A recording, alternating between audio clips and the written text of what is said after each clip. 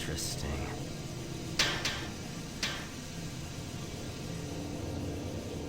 Ah, you surprised me.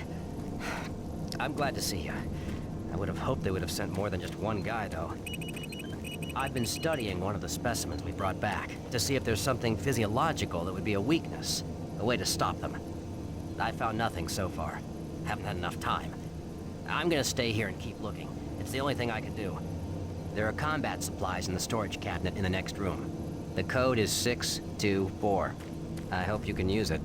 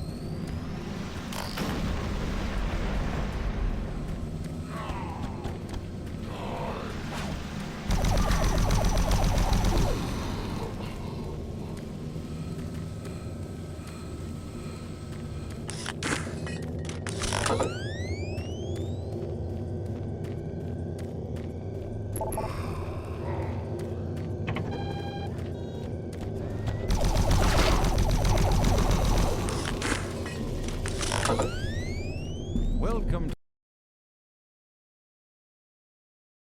the Delta Complex Stasis Chambers.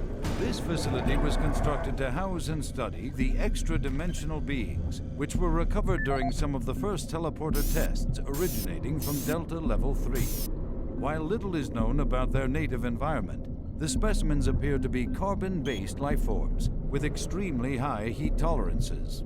The epidermal tissue is extremely resilient to abrasion or incision, which has complicated internal studies. Observational studies have shown incredible strength and agility, as well as the ability for some specimens to manifest and control cohesive plasma masses. The method by which these plasma masses are created is unique. It is believed that the specimens possess a rudimentary intelligence and social structure, as was demonstrated during the first tragic expedition. Our interest in human life has been great in acquiring these specimens. We hope to one day complete genomic mapping and begin to answer the many questions we have about these entities.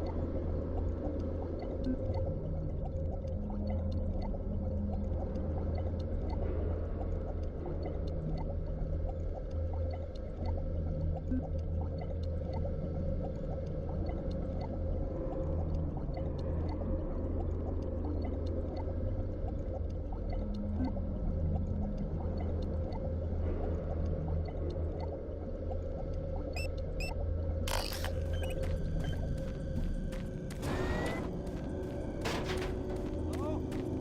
Anyone there? Hello? Someone up there? Please unlock the terminal hatch. What? No! No, God, no! Oh, God! Ah! Ah!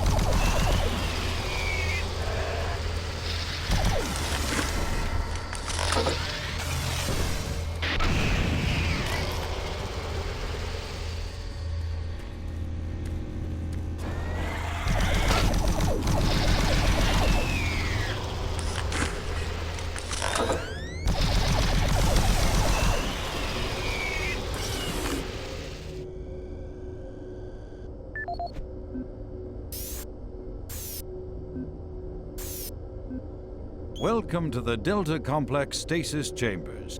This facility was constructed to house and study the extra-dimensional beings, which were recovered during some of the first teleporter tests originating from Delta Level 3. While little is known about their native environment, the specimens appear to be carbon-based lifeforms with extremely high heat tolerances. The epidermal tissue is extremely resilient to abrasion or incision, which has complicated internal studies. Observational studies have shown incredible strength and agility, as well as the ability for some specimens to manifest and control cohesive plasma masses. The method by which these plasma masses are created is yet unknown. It is believed that the specimens possess a rudimentary intelligence and social structure, as was demonstrated during the first tragic expeditions through the portal. While the cost in human life has been great in acquiring these specimens, we hope to one day complete genomic mapping and begin to answer the many questions we have about these entities.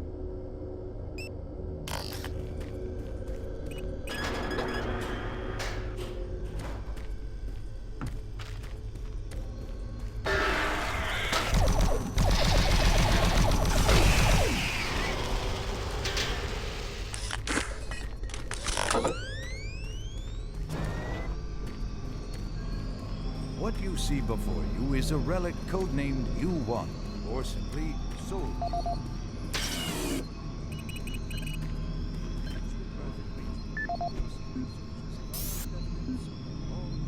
This is the audio log of Research Director Larry Bullman, October 19th, 2145. I've been examining the glyphs on the cube-shaped artifact, which some are calling the Soul Cube, and combined with previous research data, it is my conclusion the device is some sort of weapon. If the power fluctuations would stop long enough for me to get the linguistic CPU online, then I am sure my theory would be verified. You know, I'll take this opportunity to lodge yet another complaint about the continual power problems. Living in this godforsaken base is bad enough without having to watch the lights flicker constantly. It's just... Well, never mind. Back to the task at hand. What I've deciphered so far is a bit, I must say, disturbing. It seems that when one has possession of the artifact, if one inflicts damage or possibly kills another being, it extracts power from that event somehow. Now, once a certain threshold has been reached, the artifact has the ability to kill anything you attack with it. How you attack with it, I'm frankly not certain, indicating that the artifact is autonomous in some way. To date, I've only deciphered about, 2/3, give or take, of the markings, but my initial glance at the rest of them indicates it harbors some far greater power. As you know, at this time we have not seen any reaction from the cube, and it has withstood any scanning, abrasion, or other test beyond picking it up and examining it. I suspect that just like the civilization that constructed it, its capabilities are diminished to the point of being useful only as a paperweight.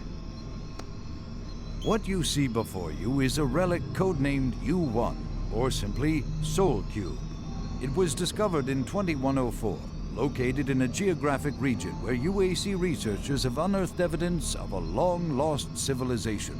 We know nothing of this civilization other than they existed, and that they were all wiped out in some type of cataclysmic event, according to what we've been able to decode from stone tablets found throughout the ruins. What clues we have been able to piece together reveal a culturally advanced society whose technology can only be described as mystic, as evidenced by U1's strange characteristics. Efforts to further examine U1 have been futile. Mass spectrometer and radiation scanning methods have failed to provide reliable identification of the molecular makeup of this artifact. The object cannot be weighed, and in all tests we've been unable to determine its mass. All attempts to physically manipulate or open the artifact have been met with no success. We also have had no success in deciphering the symbols adorning U1. What we do know is that the thermographic readings are constant, unwavering temperature of 98.8 degrees Fahrenheit. Our research continues, and we hope that with continued investment and research, we can, one day soon, learn to exploit the technologies that make up U1. What you see before you is a relic codenamed U1.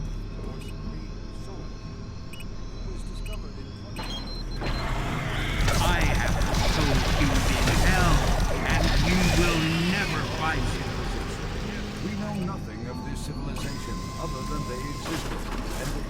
wiped out in some type of cataclysmic event, according to what we've been able to decode. Stone tablets found throughout the ruins. What clues we have been able to read.